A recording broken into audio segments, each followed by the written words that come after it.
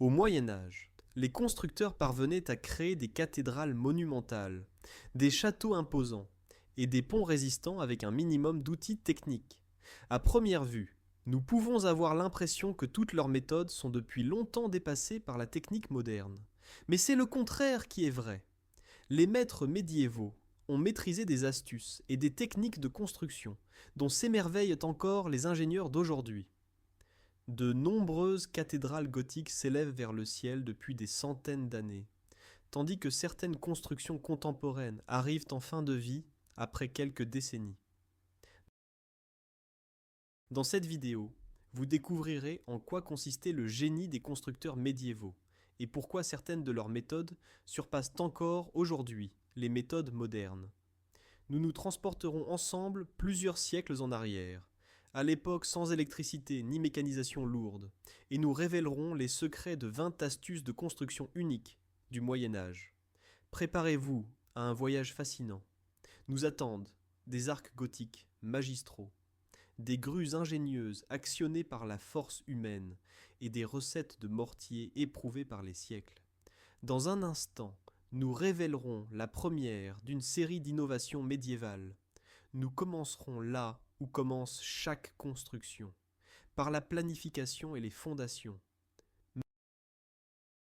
Mesure à la corde et géométrie ingénieuse. Chaque construction grandiose commence par un tracé minutieux du plan et des fondations. Les constructeurs médiévaux n'avaient pas de télémètre laser ni d'instruments géodésiques modernes. Pourtant, ils parvenaient avec une précision surprenante à fonder d'immenses cathédrales ou des remparts urbains longs de kilomètres. Leur arme secrète était la géométrie simple et des outils astucieux faits de cordes, de piquets et de fils à plomb. À l'aide de cordes tendues, ils parvenaient à tracer des lignes parfaitement droites et des angles droits. Il suffisait d'utiliser le triangle égyptien, connu avec un rapport de côté de 3 pour 4 pour 5.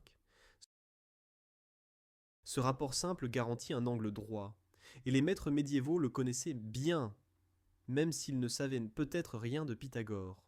Le fil à plomb suspendu à une corde permettait quant à lui de contrôler la verticalité des murs, avec une précision que ne dépassent même pas les niveaux d'aujourd'hui. N'oublions pas non plus que de nombreuses églises médiévales étaient orientées avec précision. La nef principale pointe souvent exactement vers l'est, afin que les premiers rayons du soleil matinal pénètrent par la fenêtre au-dessus de l'autel. Comment faisait-il quelque chose de tel sans boussole? Il suffisait d'observer le lever du soleil pendant l'équinoxe, ou d'improviser avec de simples observations astronomiques. Les constructeurs médiévaux parvenaient ainsi, à l'aide d'outils primitifs, à fonder des constructions avec une précision qui surpasse les méthodes modernes, en ce sens qu'ils maîtrisaient tout sans électricité ni ordinateur, seulement avec l'ingéniosité et la connaissance de la géométrie. Par exemple, dès le XIIIe siècle existèrent les sols de traçage. Les maîtres gravaient dans l'enduit au sol en grandeur réelle les plans des fenêtres, voûtes ou rosaces, pour que les tailleurs de pierre puissent ensuite tailler précisément chaque pierre selon ses dessins. Ce plan de projet analogique était incroyablement efficace. Dans un instant, nous verrons comment, sur de telles fondations solides, étaient construites des bâtiments même en terrain difficile, grâce à d'ingénieuses astuces de fondation. Fondation sur pilotis de bois, construire même sur l'eau. Chaque construction n'est solide que dans la mesure où le sont ses fondations, et les ingénieurs médiévaux le savaient bien. Mais que faire quand l'endroit idéal pour un château ou un pont se trouvait dans un paysage marécageux ou directement sur l'eau? Un constructeur moderne utiliserait de puissants pilotis en béton ou des profilés en acier enfoncés dans le sol. Le maître médiéval avait une autre méthode, étonnamment efficace: les pilotis de bois. Cela sonne contre-intuitif. Le bois pourrit bien dans l'eau. Mais les constructeurs médiévaux connaissaient l'astuce. Si un tronc de bois dur est constamment sous le niveau de l'eau sans accès à l'air, il dure des siècles entiers. Lors de la construction de ponts ou de bâtiments dans les marécages, ils enfonçaient ainsi dans le fond des centaines de pieux de chêne, sur lesquels ils édifiaient ensuite des fondations de pierre. Les pilotis de bois dans l'eau se pétrifiaient avec le temps. Ils s'imprègnent de minéraux et deviennent presque indestructibles. Un excellent exemple est Venise, ville construite sur des millions de pieux de bois enfoncés dans la lagune.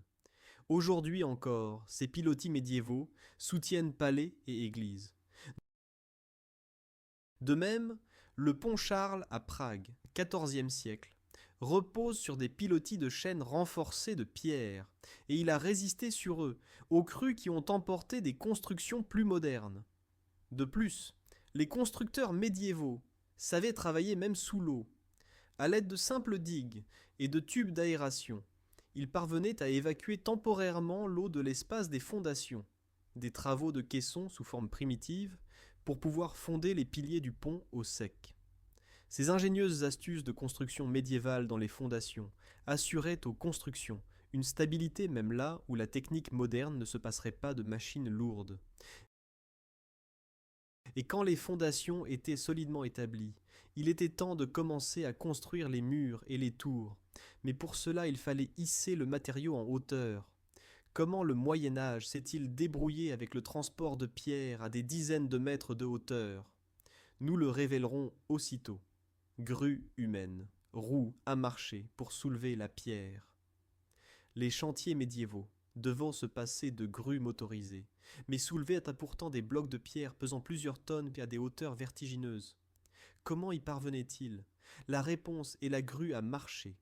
Remarquable dispositif rappelant une roue de hamster géante. Le principe était simple. À l'intérieur d'une grande roue de bois de plusieurs mètres de diamètre marchaient deux hommes, souvent de solides manœuvres. La légende raconte même qu'ils embauchaient parfois des aveugles, qui avaient moins peur des hauteurs. Par leur marche, ils faisaient tourner la roue, qui enroulait une corde avec la charge. Grâce au grand diamètre de la roue, ils obtenaient un énorme avantage mécanique.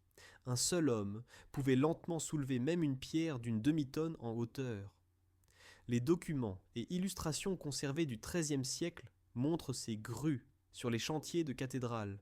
Souvent, elles étaient fixées directement au sommet des murs en construction et grandissaient avec la construction. Sur les cathédrales gothiques de Paris, Chartres ou York, on voyait couramment les silhouettes des bras de grue et des roues de bois se dressant au-dessus des échafaudages. Le levage de charge par la force humaine dans la roue était étonnamment efficace et surpassait les possibilités modernes en ce sens qu'il ne nécessitait aucun carburant ni électricité. La force humaine, la gravité et une construction astucieuse suffisaient. Aujourd'hui, nous utilisons facilement une grue automobile. Mais la grue à marcher médiévale avait un avantage. Elle était toujours disponible directement sur le lieu de construction, n'avait pas besoin d'être transportée sur un semi-remorque, et avec un peu d'entretien fonctionnait pendant toute la durée de la construction. Il est remarquable que le principe de la roue à marcher était connu dès l'Antiquité romaine, mais il ne revint massivement sur les chantiers médiévaux que vers le XIIIe siècle, quand il connut un véritable essor. Bientôt nous dirons aussi comment les ouvriers médiévaux se facilitèrent quand même le transport horizontal du matériau au sol. Nous attend en effet une invention qui doubla la productivité du travail par le simple ajout d'une roue. La brouette, révolution discrète sur le chantier. Une autre invention géniale du Moyen Âge, sans laquelle nous ne pouvons aujourd'hui imaginer un chantier, est la brouette. Bien qu'une petite roue au milieu d'une caisse de bois ne paraisse pas aussi impressionnante que les arcs de cathédrale, c'est précisément cet outil simple qui représentait à son époque une véritable révolution dans la construction. Avant la diffusion des brouettes, les ouvriers devaient y porter tout le matériau à la main, dans des hottes, des sacs ou sur des civières à deux. Ils utilisaient parfois aussi des animaux de trait avec des chariots, mais sur le chantier exigu d'une cathédrale ou d'un château, il n'y avait pas de place pour les voitures. La solution devint la voiture à main, à une roue, qui permettait à un seul homme d'emporter d'un coup autant de briques ou de pierres qu'en portaient auparavant deux ou trois. La brouette apparut pour la première fois en Europe vers le XIIe siècle. Probablement l'inspiration vint de Chine, où des voitures semblables étaient connues plus tôt, et pendant le XIIIe siècle se répandit rapidement sur les chantiers de tout le continent. Les images de cette époque montrent des ouvriers poussant des brouettes pleines de mortiers de maçonnerie ou de pierre. Cette innovation surpassait les méthodes modernes en ce que, avec des ressources minimales, seulement en utilisant le levier et la roue, elle rendait considérablement plus efficace le transport du matériau. Les machines de construction modernes comme les bennes ou les chariots élévateurs sont certes plus performants, mais le principe reste le même. Et dans de nombreuses situations, aujourd'hui encore, les artisans recourent à l'ordinaire brouette, surtout là où il faut un accès délicat ou qu'il n'y a pas de place. La brouette médiévale doubla simplement les possibilités de la force humaine de la même façon que la grue. Et ensemble, ces deux inventions permirent de construire plus vite et à grande échelle. Maintenant, quand les constructeurs médiévaux savaient déplacer et soulever le matériau sur le chantier, ils avaient encore besoin d'une chose, un échafaudage sûr pour pouvoir travailler haut, au-dessus du sol. Dans un instant, nous verrons comment les maîtres médiévaux construisirent échafaudage et structures de soutien pour leurs projets ambitieux. Échafaudage astucieux et support de bois. Imaginez que vous construisiez une cathédrale haute comme un immeuble moderne, environ 30 à 40 mètres, et que vous deviez effectuer tout le travail sur d'étroites corniches hautes au-dessus du sol. Sans échafaudage, ce ne serait pas possible. Les charpentiers médiévaux développèrent donc d'ingénieux systèmes d'échafaudage qui étaient solides, modulaires et grandissaient avec la construction. Ils utilisaient de massives poutres de bois insérées directement dans des ouvertures du mur appelées trous de boulin, qu'on trouve encore aujourd'hui sur de nombreuses constructions gothiques, comme de petits trous carrés, alignés à intervalles réguliers. Dans ces ouvertures se glissaient les poutres horizontales et sur elles reposaient les planches formant le plancher de travail. Comme la construction montait, les ouvertures des niveaux précédents se comblaient, et plus haut on en creusait de nouvelles.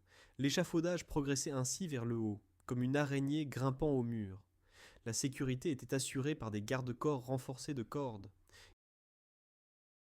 Il est intéressant de noter que dans certains monastères existaient des moines échafaudeurs spécialisés, qui se consacraient précisément à la construction d'échafaudages pour les églises, tant c'était un savoir-faire important. Outre l'échafaudage pour les murs et tours, les constructeurs devaient résoudre aussi le soutien lors de la construction de voûtes et d'arcs.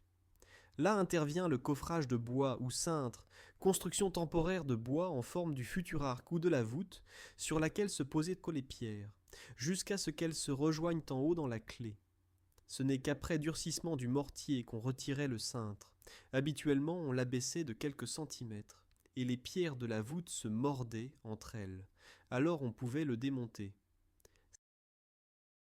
Ces procédés exigeaient une énorme précision et du bois solide, mais les charpentiers et constructeurs médiévaux les maîtrisaient parfaitement.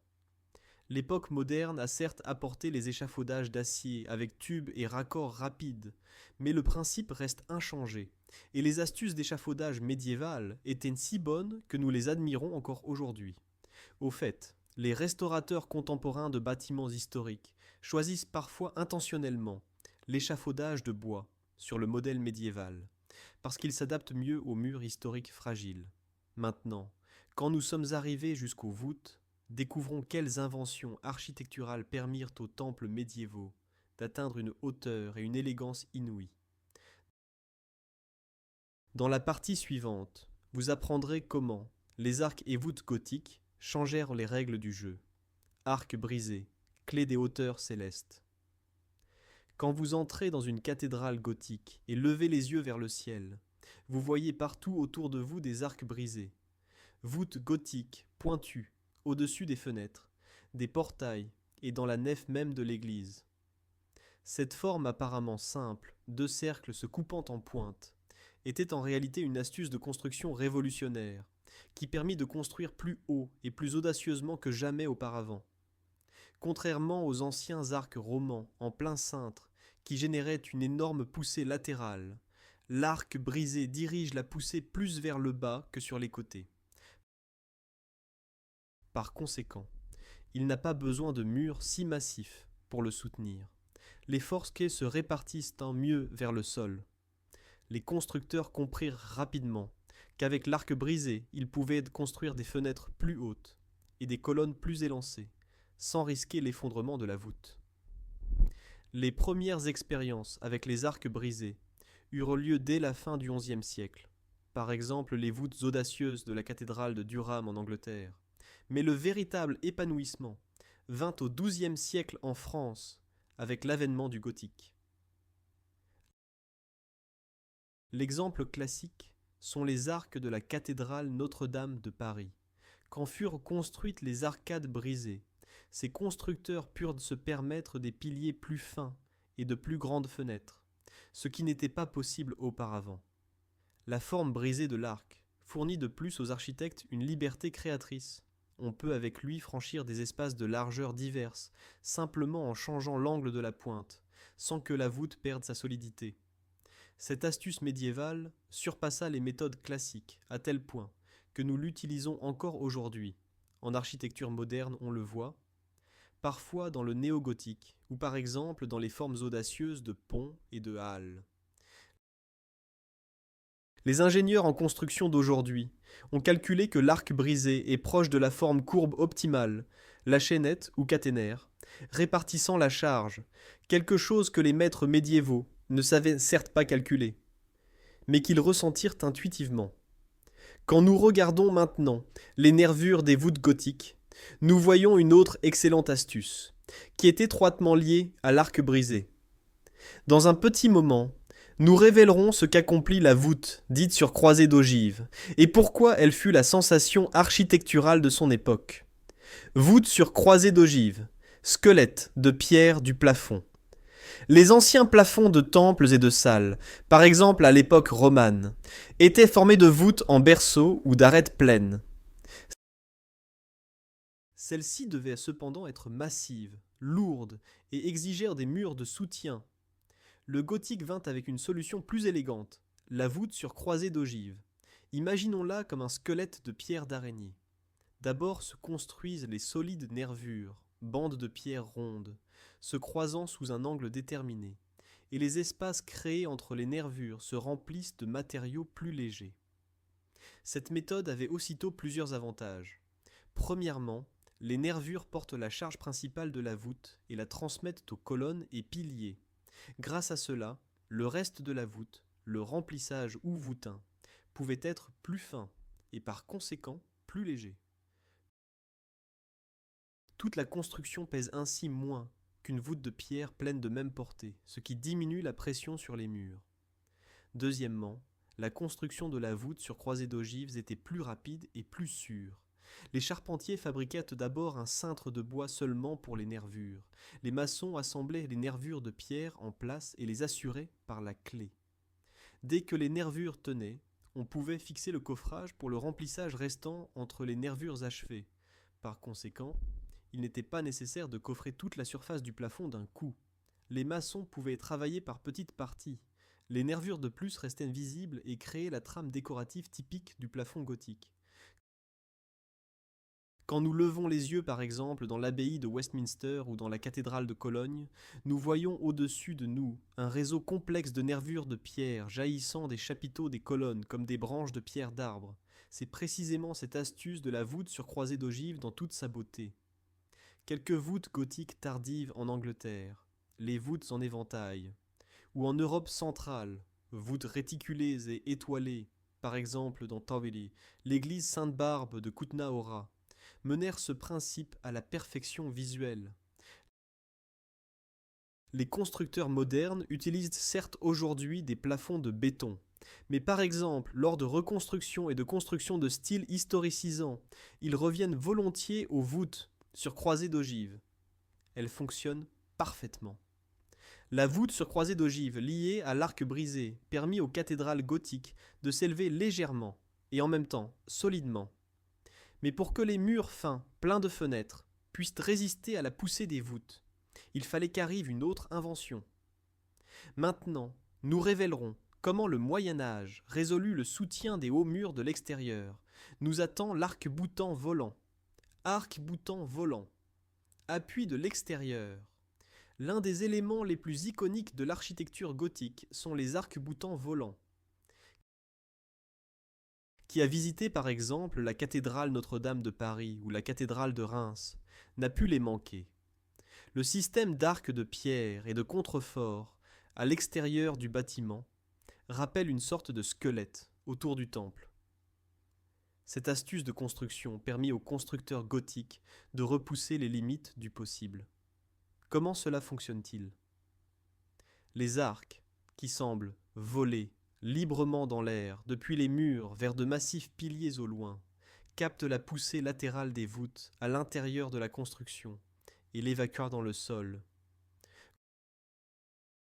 Au lieu que la voûte par son propre poids s'écarte et pousse les murs vers l'extérieur, elle s'appuie sur ces arcs extérieurs, et les murs peuvent ainsi être beaucoup plus fins et pleins de grandes fenêtres, parce qu'ils ne portent plus le poids de la voûte eux-mêmes. Le système d'arc-boutants volants fut introduit à la fin du XIIe siècle, premières ébauches à la cathédrale de Chartres, et pleinement développé par, exemple à la cathédrale d'Amiens. Il permit par exemple des phénomènes jusque-là inouïs. L'énorme rosace vitrée sur la façade, d'immenses fenêtres hautes de plus de la moitié de la hauteur du mur ou des colonnettes très subtiles dans le chœur. Ces cathédrales paraissaient d'un autre monde, murs de pierre allégés comme de la dentelle. Les architectes modernes parviennent certes aujourd'hui à la même chose avec un squelette de béton armé, mais le gothique l'accomplissait seulement avec de la pierre. Les arcs-boutants surpassent les méthodes modernes non seulement par leur beauté esthétique, mais aussi par leur fonctionnalité. Ils remplissent encore aujourd'hui leur rôle dans les constructions médiévales sans besoin d'armature d'acier. Par exemple, la cathédrale de Chartres se dresse depuis plus de 800 ans, et ses murs élancés tiennent précisément grâce au système d'arcs-boutants. Il est fascinant que les constructeurs médiévaux aient découvert un principe qui anticipe en substance les constructions à treillis modernes. L'arc-boutant et le contrefort fonctionnent comme un cadre ouvert, transmettant les forces par le côté extérieur du bâtiment, semblablement au cadre de contreventement des gratte-ciel aujourd'hui.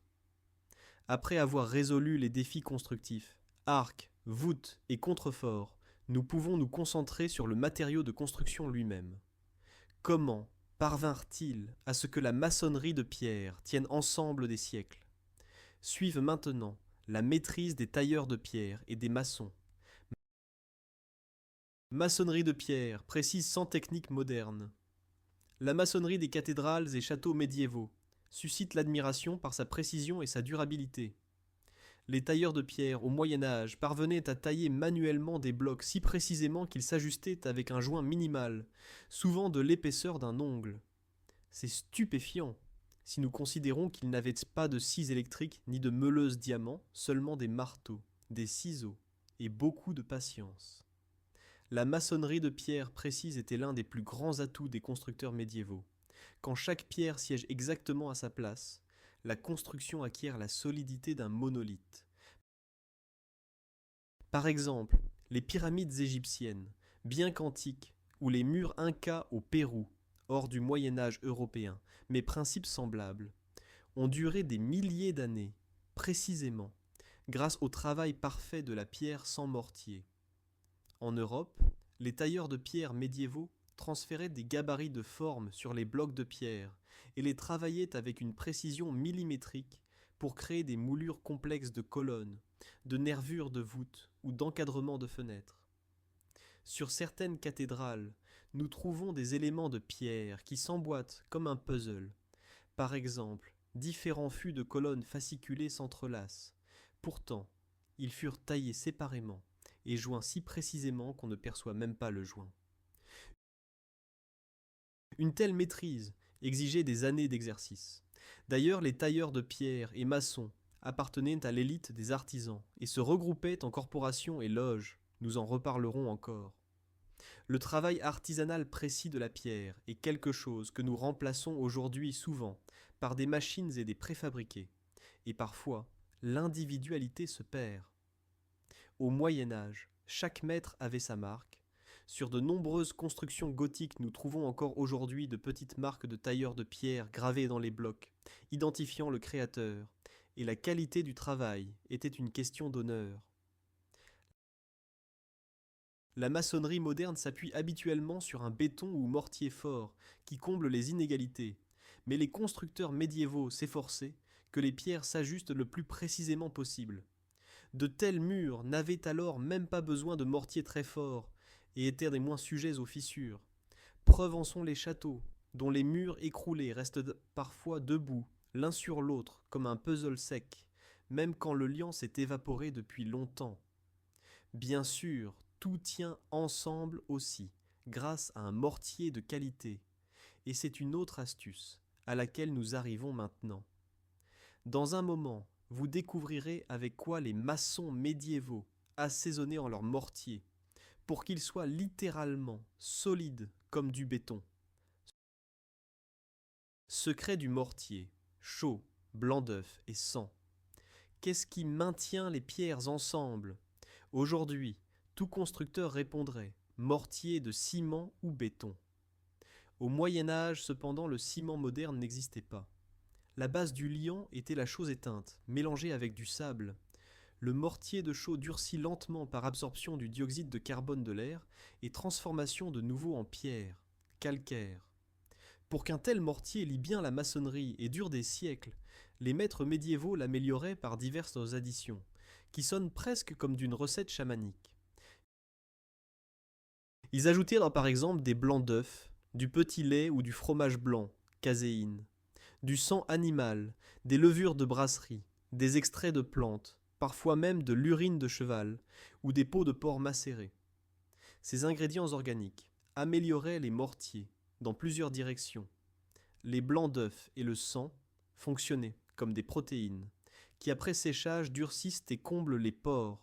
Le mortier acquérait ainsi une plus grande solidité et résistance à l'eau. La colle des produits animaux agissait aussi comme un adhésif, qui renforçait le mortier semblablement au ciment. La bière et les sucres de mélasse ou de dattes, utilisés par exemple en architecture islamique, favorisaient une maturation régulière et diminuaient la fissuration du mortier.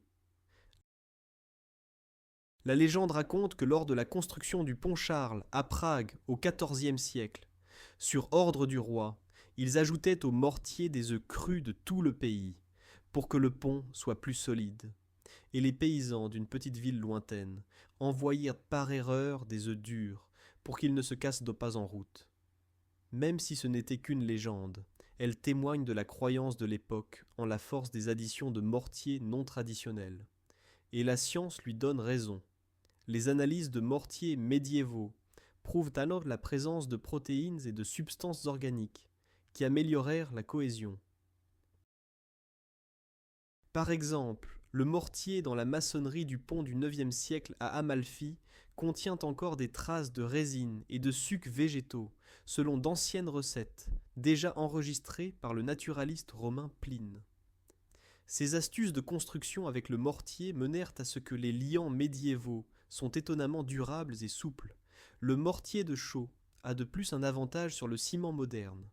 Il est légèrement souple et peut travailler avec la construction. De petites fissures se referment d'elles-mêmes par recarbonatation de la chaux. C'est pourquoi aussi de nombreuses constructions historiques supportent les mouvements du sol mieux que les constructions modernes de béton. Les constructeurs d'aujourd'hui reviennent aux anciennes recettes lors de travaux de restauration, parce qu'ils n'ont rien inventé de mieux pour la maçonnerie historique. Et quand le mortier et les pierres étaient solides, parfois le Moyen Âge recourait aussi à l'incorporation d'éléments métalliques pour le renforcement, ce qui nous amène à une autre méthode ingénieuse. Armature de fer cachée, chaînes et agrafes. En regardant une majestueuse voûte gothique ou un mur de château, il ne vous viendrait peut-être pas à l'esprit qu'à l'intérieur peut être forgé du fer. Pourtant, les constructeurs médiévaux utilisaient parfois des éléments métalliques, comme une sorte de précurseur du béton armé. Bien sûr, ils ne connaissèrent pas les barres d'acier coulées dans le béton comme aujourd'hui, mais ils découvrirent d'autres façons. Ils inséraient dans la maçonnerie des agrafes de fer, des attaches ou même des chaînes entières. Celles-ci avaient pour tâche de sangler la construction et d'empêcher qu'elle se disjoigne. Par exemple, dans les temples gothiques, on utilisait souvent des tirants de fer, tiges ou chaînes menées à travers la nef à la hauteur de la naissance de la voûte, qui liaient les piliers opposés. Si la voûte menaçait de pousser les murs l'un de l'autre, le tyran l'empêchait semblablement aux câbles d'acier précontraints d'aujourd'hui dans la construction.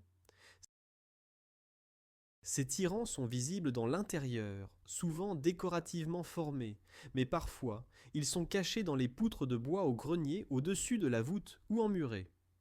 La cathédrale de Chartres a par exemple un système de tyrans métalliques ajouté au XIVe siècle, quand apparurent des fissures, et c'est précisément ces interventions médiévales qui lui sauvèrent peut-être l'effondrement, sans troubler l'esthétique.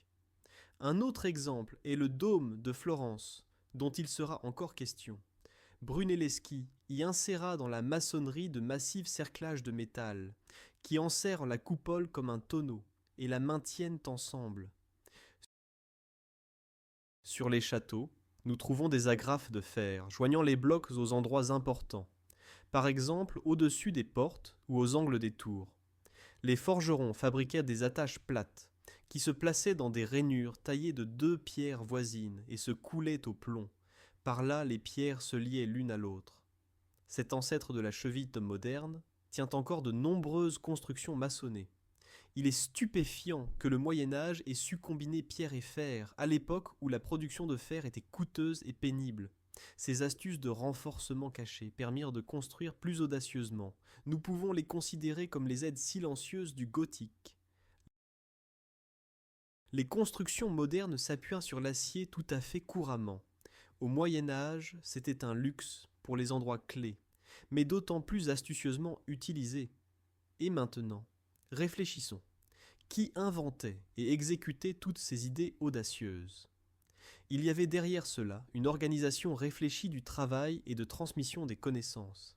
Et c'est l'une des plus grandes astuces de la construction médiévale en général. Loges et corporations, équipe médiévale de concepteurs. Sur le chantier d'une cathédrale gothique travaillaient des centaines de personnes, tailleurs de pierre, charpentiers, maçons, verriers, forgerons. Comment est-il possible que sans ordinateur ni téléphone, ils procédèrent de façon coordonnée pendant des décennies et parfois des siècles, et que l'œuvre réussisse? Le secret tient dans l'organisation de la construction médiévale par les corporations et loges de construction. Le cerveau principal de la construction représentait le maître de loge ou constructeur, souvent lui-même maître tailleur de pierre, qui était une sorte d'architecte et chef de projet combiné. Ce maître avait habituellement parcouru un long chemin, d'apprenti à compagnon jusqu'à maître, et les meilleurs d'entre eux dirigeaient ensuite de grands projets. La connaissance se transmettait directement sur le chantier. Les jeunes apprenaient des expérimentés. Dans le cadre de la loge de construction, c'est-à-dire atelier permanent auprès de la construction, se concentraient des artisans de diverses professions, qu'unissait un but commun. Ils avaient leurs dessins, modèles et surtout expérience des ancêtres. Les plans de construction médiévaux se transmettèrent souvent non par écrit, plutôt sous forme de dessins sur parchemin ou des sols de traçage mentionnés, que comme la documentation de projets d'aujourd'hui. Pourtant les loges parvenaient à continuer constamment, la construction même après la mort de l'architecte d'origine. Un bel exemple est la cathédrale Saint-Guy de Prague. La commença le maître français, Mathieu d'Arras. Après sa mort, l'a repris le jeune Pierre Parlé, qui respecta le concept d'origine, mais ajouta ses innovations, par exemple l'unique voûte réticulée. Les loges fonctionnaient presque comme des entreprises familiales. La loge de Parlé travaillait aussi sur le pont Charles et sur d'autres constructions en Bohême. Les corporations assuraient, quant à elles, que les artisans avaient une certaine qualification et respectaient les standards. Le maître, qui acceptait une commande, garantissait par sa réputation et son appartenance corporative la qualité de l'œuvre. Cette professionnalité et ce système de formation surpassent les méthodes modernes en ce sens que la qualité et la continuité étaient le but principal, souvent dépassant l'effort d'économiser le temps ou les coûts. Tandis qu'aujourd'hui, les projets se traitent parfois isolément entre architectes, ingénieurs et fournisseurs, la loge médiévale était une équipe rodée, où l'information coulait directement de la bouche du maître aux mains des compagnons. Une telle collaboration permit la naissance d'œuvres énormes sans gestion de projets modernes. Bien sûr, n'idéalisons pas. Alors aussi, arrivaient des erreurs, et par exemple, la cathédrale de Beauvais s'effondra partiellement. quand ils surestimèrent les possibilités de la construction. Mais c'est précisément des erreurs qu'ils s'instruisirent ailleurs et améliorèrent la connaissance pour les générations suivantes. Les admirables monuments conservés d'aujourd'hui sont ainsi aussi la preuve de la maîtrise organisationnelle du Moyen Âge. Quand les cathédrales et châteaux étaient achevés, il ne suffisait pas seulement qu'ils se dressent, ils devaient aussi servir à leur fin. Regardons maintenant comment les constructeurs médiévaux se débrouillèrent avec les constructions de bois, qui couvraient de vastes espaces, et comment ils parvinrent à couvrir des salles sans une seule colonne. Dans le chapitre suivant, vous découvrirez les charmes des charpentiers médiévaux. Colombage et construction sans un seul clou. Pierre et briques ne sont pas les seuls matériaux que maîtrisa le Moyen Âge. Le bois jouait un rôle crucial dans les constructions des maisons ordinaires aux plus grands palais.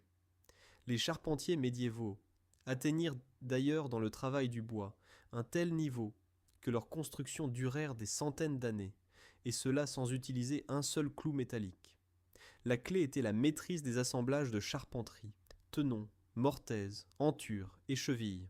L'exemple typique sont les maisons à colombage, qui se dressent encore aujourd'hui dans de nombreuses villes européennes. Leur ossature porteuse de poutres de chêne est assemblée par des joints à tenons et mortaises assurés par des chevilles de bois. Bois sur bois, les joints sont si précis que l'ensemble est très rigide et résistant. Quand l'humidité s'installe dans le mur ou que la maison travaille, le joint de bois se desserre ou se resserre légèrement et ne casse pas comme un clou fragile. C'est pourquoi de nombreuses constructions de bois médiéval atteignirent un grand âge. Par exemple, à Quedlinburg en Allemagne ou à Rouen en France, vous trouvez des maisons à colombage du XVe siècle. Et leurs poutres sont encore solides. Les ossatures de bois des maisons étaient de plus flexibles lors de la construction. Elles se montaient au sol, puis se levaient, semblablement aux constructions montées d'aujourd'hui. Dans les grandes constructions, comme les églises ou hôtels de ville, l'art de la charpenterie se manifesta dans les constructions de charpente. Les charpentes médiévales, par exemple au-dessus des cathédrales de Paris, jusqu'au récent incendie de Notre-Dame, ou à Chartres, étaient de véritables nefs renversées, ensembles complexes de poutres liées entre elles, qui répartit le poids de la toiture et résistent au vent. On les appelait parfois forêts pour leur taille et densité de poutres. Ces charpentes durèrent des siècles, souvent sans renouvellement essentiel, ce qui est la preuve de la qualité du travail de charpenterie et du choix du bois. On utilisait du chêne bien mûri, de croissance lente. Les charpentiers médiévaux étaient capables aussi de grandes prouesses techniques. Par exemple, le pont de Lucerne, Capelbruck, du XIVe siècle, pont couvert de bois, servit presque 700 ans, avant qu'une partie soit détruite par un incendie, puis restaurée. Il est fascinant que le Moyen Âge découvrit aussi les techniques de cintrage des poutres à la vapeur et leur stratification, ce qui préfigurait les constructions lamellées-collées modernes. Et tout cela sans machine, seulement à l'aide de haches, scies et vilebrequins à main. Les constructions de bois du Moyen Âge sont si élégantes et efficaces que la construction écologique d'aujourd'hui revient à de nombreux principes. Par exemple, les maisons de bois modernes, avec joints à tenons et mortaises, et sans métal, puisent l'inspiration dans la tradition des anciens maîtres. Maintenant, nous nous concentrons sur l'une des plus célèbres réalisations de charpenterie du Moyen Âge, une toiture si audacieuse qu'elle couvrit un vaste espace sans appui de colonnes. Dans un instant, nous révélerons les secrets de la charpente dite à entrée retroussée. Toiture de bois géante, salle sans colonnes. Comment couvrir une salle de banquet ou une nef de temple qui fait par exemple 15 mètres de large sans devoir placer des colonnes de soutien au milieu? Aujourd'hui, les ingénieurs utiliseraient rôder des poutres d'acier ou du béton armé. Les charpentiers médiévaux inventèrent l'étonnant hammerbeam roof, appelé en français charpente à entrée retroussée ou en console. Ce type de charpente, répandu surtout en Angleterre du XIVe au XVe siècle, peut franchir de grandes portées grâce à un ingénieux système de courtes poutres horizontales, marteaux, en saillie, des murs d'enceinte vers l'intérieur, qui portent des parties de la charpente. La construction ressemble à une quille de navire renversée, avec des côtes de renforcement. L'exemple célèbre est Westminster Hall à Londres, construit en 1399, dont la charpente a une portée d'environ 20 mètres et tient encore aujourd'hui toute la toiture sans une seule colonne au milieu. Les poutres sont disposées en plusieurs couches, les unes au-dessus des autres, et répartissent astucieusement le poids dans les murs. Il est incroyable qu'une construction purement de bois puisse faire cela, et elle a duré plus de 600 ans. Des charpentes semblables se trouvent aussi sur les châteaux et châteaux forts, par exemple les grandes salles du château de Warwick, ou la charpente au-dessus du temple Saint-Georges au château de Prague, de l'époque de Vladislas Jagellon, la charpente dite de la salle de jeu de paume, sont des joyaux techniques. Les maîtres médiévaux parvenaient à l'aide de la géométrie et du bois à créer des poutres de poutres liées, qui anticipèrent le principe des poutres à treillis d'aujourd'hui. Au lieu d'assemblage d'acier, ils avaient des tenons de bois et des chevilles de chêne. Au lieu de grues, ils utilisaient la force humaine et l'habileté lors du dressage. Ces toitures de bois géantes supportent habituellement aussi le poids de lourdes couvertures de toiture, par exemple plaques de plomb ou tuiles cuites, et résistent aux tempêtes pendant des siècles. Les architectes modernes en sont encore fascinés. Par exemple, lors de la reconstruction de la toiture détruite par l'incendie de Notre-Dame de Paris, on envisage de rester au bois, comme cela réussit du XIIIe siècle à l'an 2019, ou de remplacer par l'acier. De nombreux experts affirment une charpente de chêne de qualité construite par la méthode traditionnelle est aussi durable qu'une variante d'acier, sinon plus durable, parce que le bois résiste au feu étonnamment bien. Les poutres massives se charbonnent en surface et tiennent ensuite. Cette astuce de charpenterie médiévale soutient donc la comparaison avec les méthodes modernes sans rougir. Maintenant, quand nous nous sommes consacrés aux hauteurs de cathédrales et salles, déplaçons-nous vers l'architecture, qui avait un but tout à fait différent, vers les forteresses et châteaux. Quelles astuces utilisèrent les constructeurs de châteaux médiévaux pour qu'ils soient imprenables? Dans un petit moment, nous approcherons deux ingénieux éléments défensifs de l'architecture castrale. Escaliers en spirale, comme astuce défensive. Les tours et palais de châteaux étaient souvent à plusieurs étages, reliés par des escaliers. Les architectes médiévaux transformèrent cependant même une chose si ordinaire qu'un escalier en élément défensif. La plupart des escaliers en spirale de château s'enroulent en effet dans le sens des aiguilles d'une montre, en montant. Ce n'est pas un hasard, ni une fantaisie de design, c'est une astuce défensive réfléchie. L'attaquant, qui essaierait de monter les marches en courant avec une épée en main, avait comme droitier un grand handicap. Le côté intérieur de la spirale le gênait dans le mouvement de son arme. Au contraire, le défenseur reculant vers le haut dos au sommet de l'escalier avait l'épée dans la main droite, tournée vers l'espace libre vers le bas, et pouvait commodément se battre, tandis que l'attaquant se serrait contre le pilier central. De plus, les escaliers étaient habituellement étroits, de sorte qu'un seul homme pouvait avancer, ce qui excluait l'attaque en masse. Ce principe, nous pouvons le ressentir sur notre propre peau lors de la visite de n'importe quel château médiéval. Il suffit d'essayer d'agiter une épée imaginaire, et nous comprenons aussitôt l'avantage du côté des défenseurs. Certains châteaux, surtout si le propriétaire était gaucher, construisirent cependant intentionnellement l'escalier tourné à l'envers pour favoriser les gauchers en défense. De tels détails aussi se trouvent dans l'histoire. Outre le sens de l'enroulement, les marches de château avaient d'autres astuces. Leur hauteur de marche était irrégulière, parfois une marche plus haute, une autre plus basse, pour que les attaquants trébuchent, tandis que les habitants, connaissant le rythme, montaient sans hésitation. L'escalier en spirale sombre et étroit devenait ainsi un piège pour l'ennemi. Aujourd'hui, nous considérerions une telle ergonomie comme peu conviviale. Les escaliers modernes veulent être sûrs et confortables. Mais du point de vue de la défense, c'est une méthode géniale médiévale qui remplit son but pendant des siècles. Un architecte moderne concevrait difficilement un escalier intentionnellement inconfortable, mais le constructeur médiéval le voyait comme partie du système de forteresse. Et cela fonctionnait. Avant que l'ennemi se ferait un chemin vers le haut par le tournant, il était souvent liquidé. L'escalier n'était cependant pas la seule astuce. Les châteaux étaient pleins de détails raffinés qui compliquaient la vie à l'ennemi. Nous les regarderons aussitôt après. Remparts, pleins de pièges, meurtrières, ponts-levis et machicoulis. Les châteaux médiévaux représentaient le sommet de l'architecture défensive de leur époque, et leurs constructeurs utilisèrent toute une gamme d'astuces pour rendre la forteresse imprenable. Certaines de ces solutions architecturales sont si astucieuses que même les constructions militaires d'aujourd'hui pourraient s'en inspirer, si toutefois elles n'appartenaient pas à une autre ère. Commençons par les meurtrières, étroites ouvertures dans les murs des tours et remparts. De l'extérieur, ce ne sont que de minces fentes, presque impossibles à atteindre d'une flèche ou d'un tir de l'intérieur.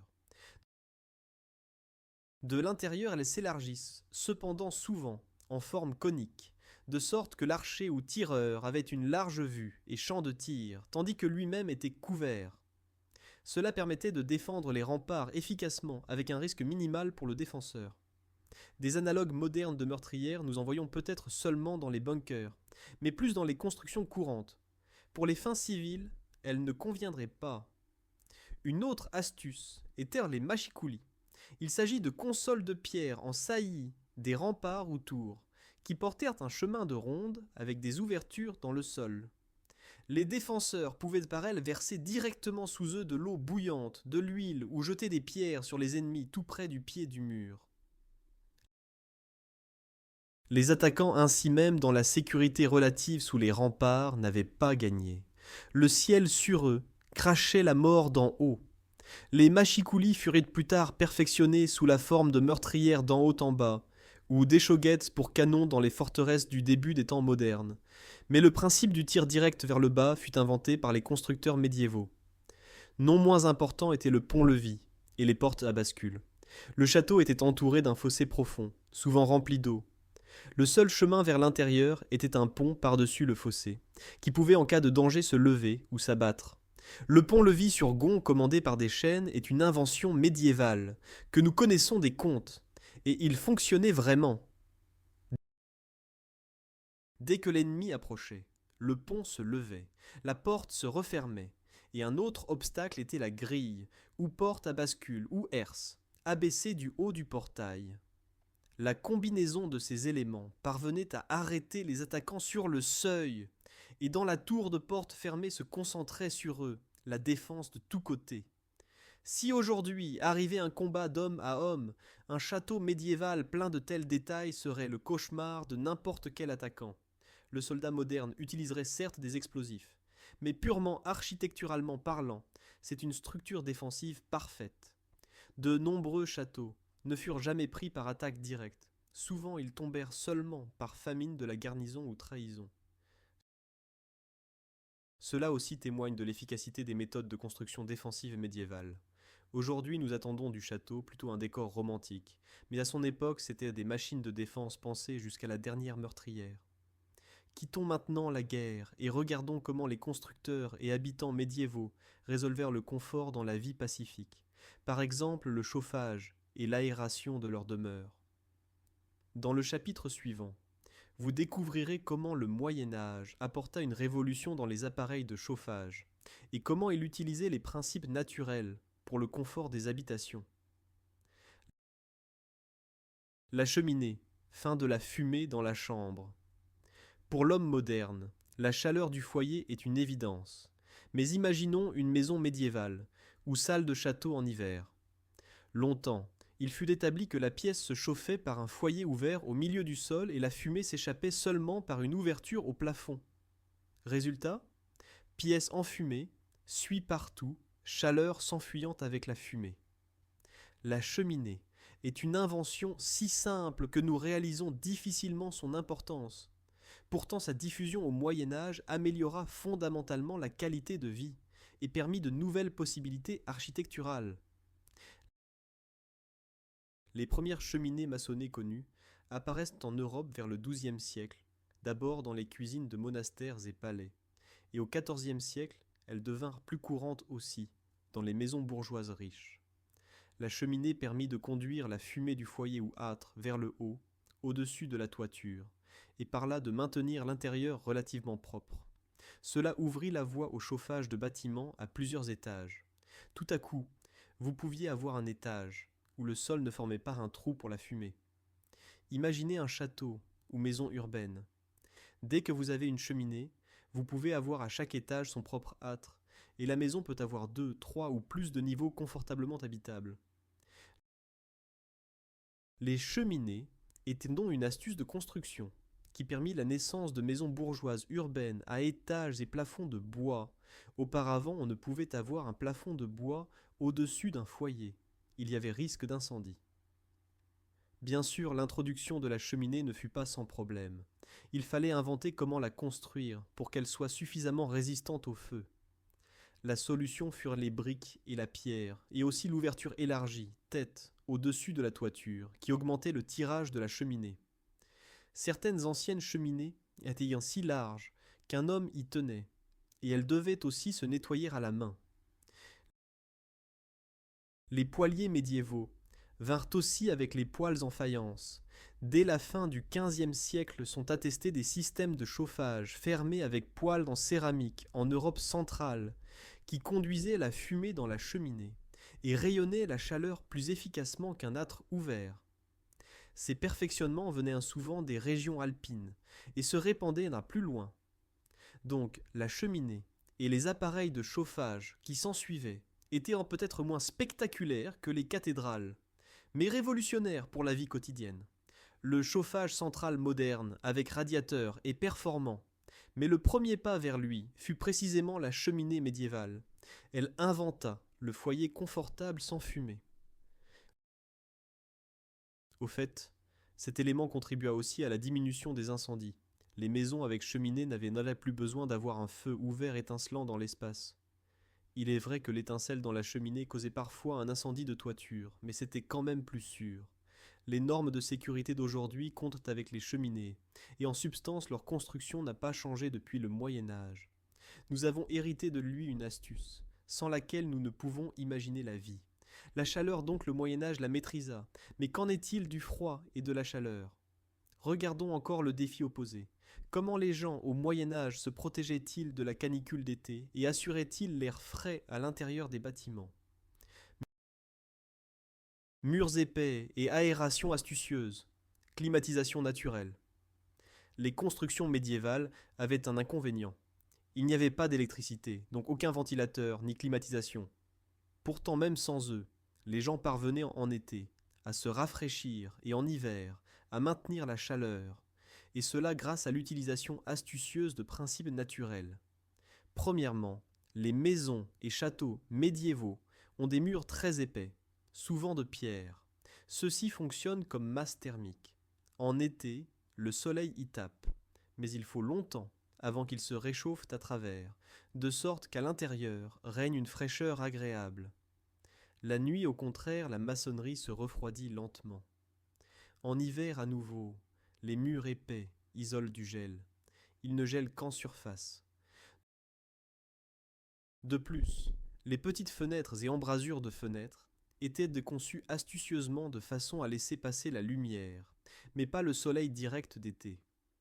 Là où la chaleur était vraiment forte, par exemple dans les villes méditerranéennes, on construisait des maisons avec des ruelles étroites, pour qu'elles se fassent mutuellement de l'ombre. C'est une astuce urbanistique. Les villes médiévales, comme Dubrovnik ou les médinas arabes, avaient un labyrinthe de ruelles, où l'air ne se réchauffait pas autant que sur les larges boulevards d'aujourd'hui. Dans les salles de château s'appliquaient à nouveau les hauts plafonds voûtés. L'air chaud montait vers le haut, de sorte qu'en bas au sol, où séjournaient les gens, il faisait plus frais. Sans parler des châteaux construits sur les collines, où les brises rafraîchissaient naturellement. En Méditerranée et au Proche-Orient, qui était aussi le monde médiéval, Il y avait des systèmes très raffinés. Par exemple dans la Perse et l'Arabie médiévale, ils utilisaient des tours à vent appelées bajir. Ces tours d'aération dépassaient au-dessus des toits des maisons et captaient même une faible brise que des tunnels conduisaient à l'intérieur, souvent par-dessus un réservoir d'eau qui refroidissait l'air. Un tel système de refroidissement passif fonctionnait parfaitement, et on peut encore le voir aujourd'hui dans les maisons traditionnelles. Il n'a besoin d'aucune énergie, seulement d'un design astucieux.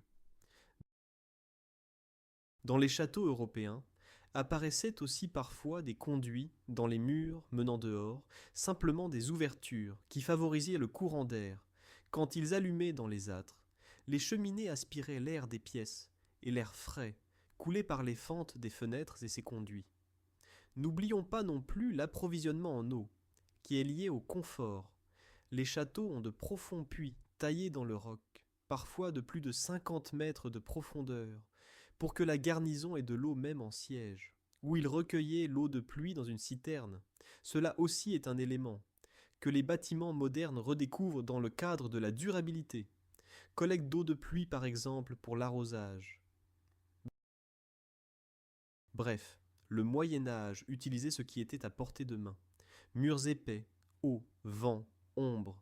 À bien des égards, les maisons de pierre médiévales étaient en été plus agréables que les cubes de béton surchauffés d'aujourd'hui, si nous n'avons pas de climatisation. Et en hiver, ils se débrouillaient avec fourrure et vêtements en couche, mais avec la cheminée et les poêles en faïence, cela allait déjà. Maintenant, quand nous avons abordé le confort et la défense, il reste à mentionner que le Moyen Âge ne construisait pas seulement vers le haut et vers l'intérieur, mais surmontait aussi les obstacles dans le paysage. L'un des plus grands succès fut la construction de ponts. Regardons maintenant les ponts de pierre du Moyen Âge, qui souvent ont survécu jusqu'aujourd'hui mieux que les constructions modernes. Ponts de pierre qui ont traversé les siècles. Franchir une large rivière est un défi à toute époque. Aujourd'hui, nous construisons des ponts d'acier et de béton qui supportent des milliers de voitures par jour. Mais beaucoup d'entre eux ont une durée de vie tout au plus de 100 ans. Au contraire, les ponts de pierre médiévaux se dressent hélas souvent déjà depuis un demi-millénaire ou plus, et servent encore, ne serait-ce qu'aux piétons. Leur secret est à nouveau un design astucieux et des matériaux. Les constructeurs de ponts médiévaux utilisaient des arcs de pierre, qui fonctionnent sur le principe de la compression. La pierre supporte excellemment la pression, de sorte que la voûte répartit le poids dans les piliers et dans le sol. Tant que les fondations sont solides, l'arc n'a pratiquement aucune raison de s'effondrer.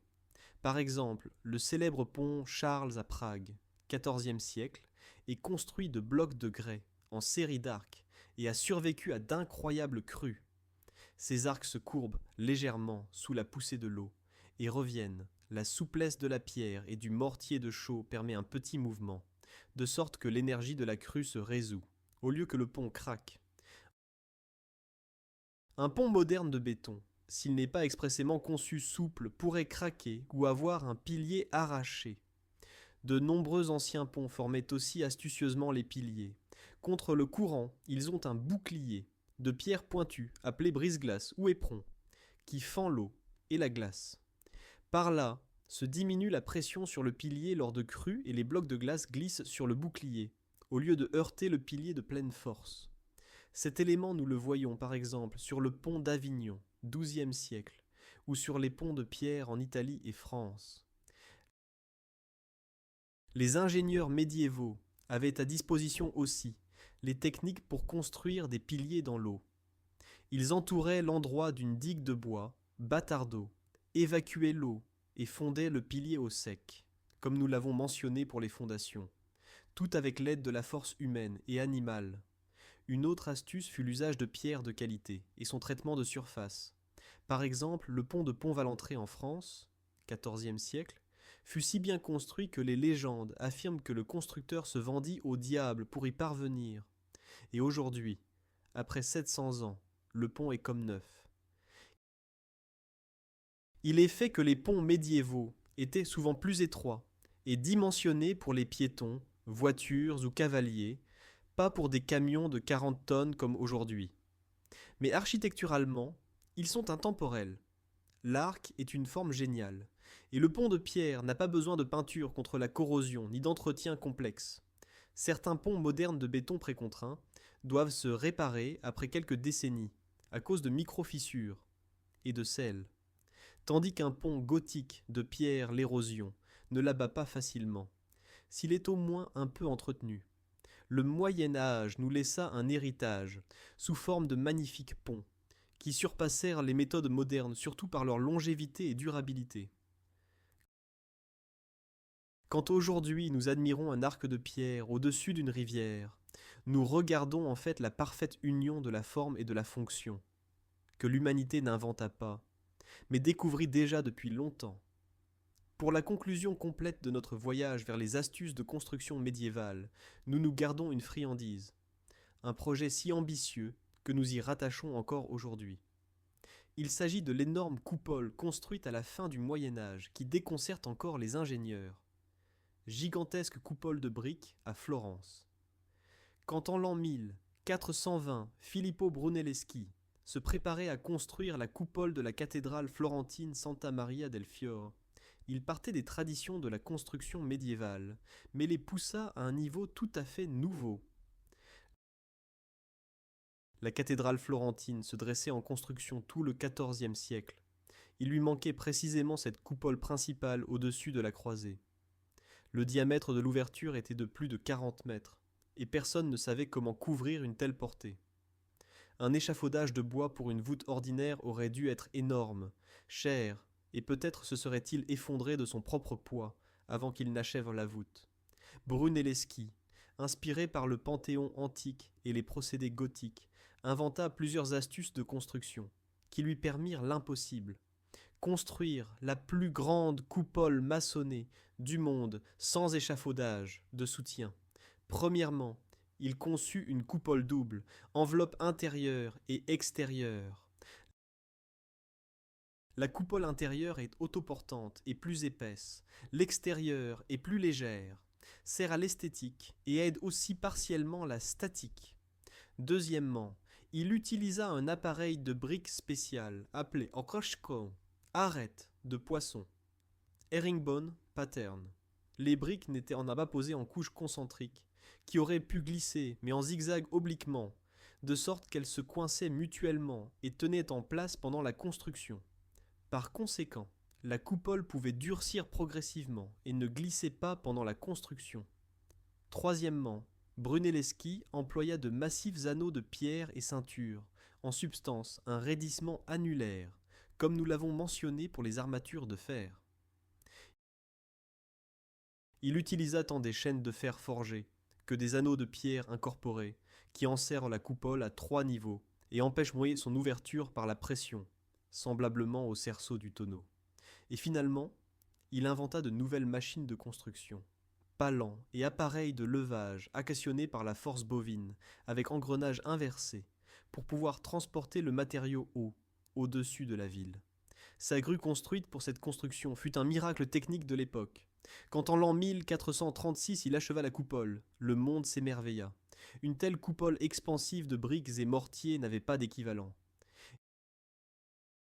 Et nous nous émerveillons encore aujourd'hui. Elle est la plus grande au monde dans sa catégorie. Hauteur 55 mètres, portée 44 mètres, et se dresse sans une seule colonne de renforcement à l'intérieur. Bien que Brunelleschi se range déjà à la première Renaissance, il se rattacha au meilleur du gothique médiéval. Il utilisa le principe gothique de la voûte sur croisée d'ogive, la coupole à 8 nervures marquées, le système de chaînes comme dans les cathédrales, et le mena à la perfection. Certains experts discutent encore aujourd'hui comment se déroula exactement la construction, parce que le maître garda les détails pour lui. Il craignait la concurrence. En tout cas, cette prouesse surpassa les méthodes modernes en ce que nous construirions difficilement quelque chose de tel aujourd'hui de façon traditionnelle. Nous utiliserions plutôt des armatures d'acier ou coffrages de tubes d'échafaudage et béton. Brunelleschi l'accomplit avec briques, cordes et poulies.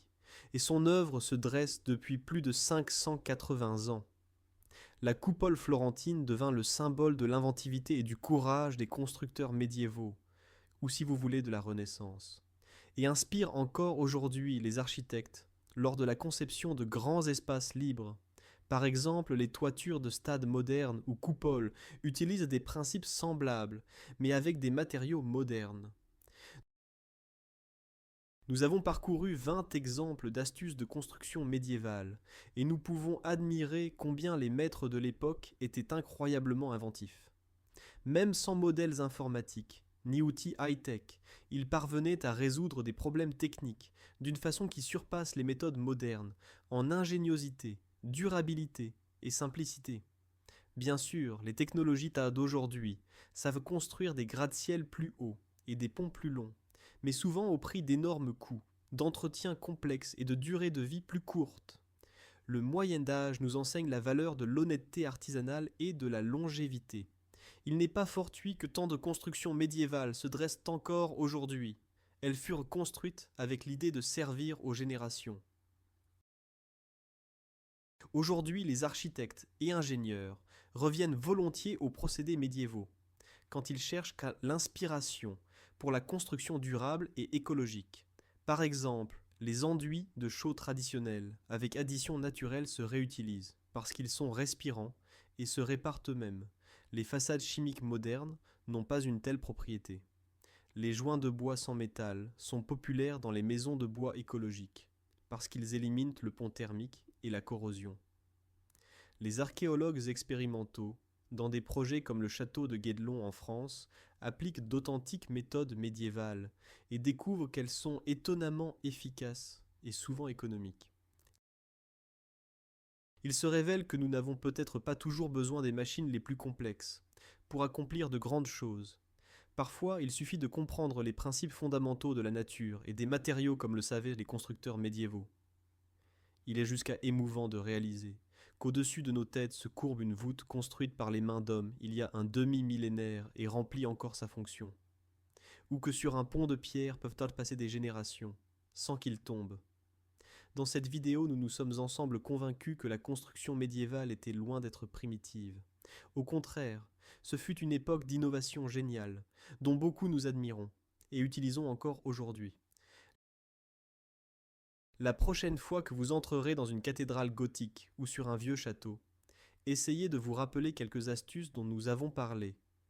Peut-être apercevrez-vous dans le mur une tête de pierre de grue, des ouvertures d'échafaudage, ou sentirez-vous comme dans les murs épais souffle agréablement la fraîcheur. L'histoire est pleine d'enseignements et d'inspiration pour le présent, et les constructeurs médiévaux nous laissèrent un véritable trésor de connaissances. Je vous remercie d'avoir suivi cette narration sur le génie médiéval. Si ces techniques anciennes vous fascinent autant que moi, je serais content que vous donniez un like à cette vidéo, que vous la partagiez avec des amis et vous abonniez pour d'autres voyages dans le passé. À bientôt.